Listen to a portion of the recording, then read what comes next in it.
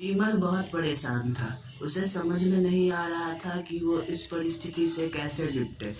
वो अपनी माँ को बहुत चाहता था, किंतु उसकी पत्नी और बच्चे उसकी माँ से बहुत दूर भागते थे, क्योंकि उसकी माँ की एक आंख नहीं थी। साथ ही उसकी कमर भी 90 अर्श पर झुकी थी।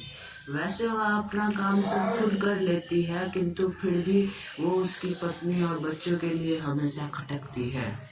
दादी, आप ऊपर कमरे में जाओ, मेरे दोस्त आ रहे हैं, विमल के बेटे अखिल ने बड़े बेरुखी से कहा। और बेटा, मैं तो यहाँ बहुत देर से बैठी हूँ, विमल के माँ ने बहुत प्यार से कहा। नहीं, आप उनके सामने मत रहो, वे मुझे चिढ़ाते हैं, अखिल ने जोर से डांटते हुए कहा। क्या हुआ अखिल, क्यों चिल्ला रहे हो? विमल की पत्नी ने किचन से आवाज लगाई। देखो ना माँ, ये दादी यही ड्राइंग रूम में बैठी है और मेरे दोस्त आ रहे हैं, अखिल ने शिकायत भरे लहजे में कहा।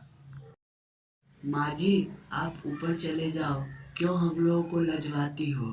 कामनी ने बेटे का पक्ष लेते हुए कहा। बेचारी सरस्वती चुपचाप उठकर जीने के सहारे ऊपर जाने लगी।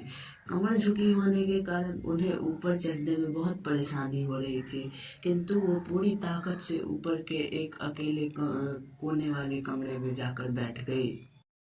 विमल बाजू के कमरे से सब सुन रहा था। उसे कष्ट हो रहा था कि उसकी माँ को अपमानित होना पड़ रहा है, किंतु वो असहाय था।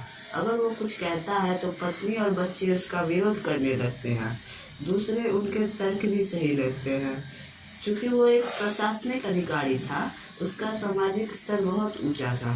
उसके ससुराल भी एक उच्च घराने में थी, अतः वह चुपचाप इस तरह हर दिन अपनी माँ को अपमानित होते देखता रहता था।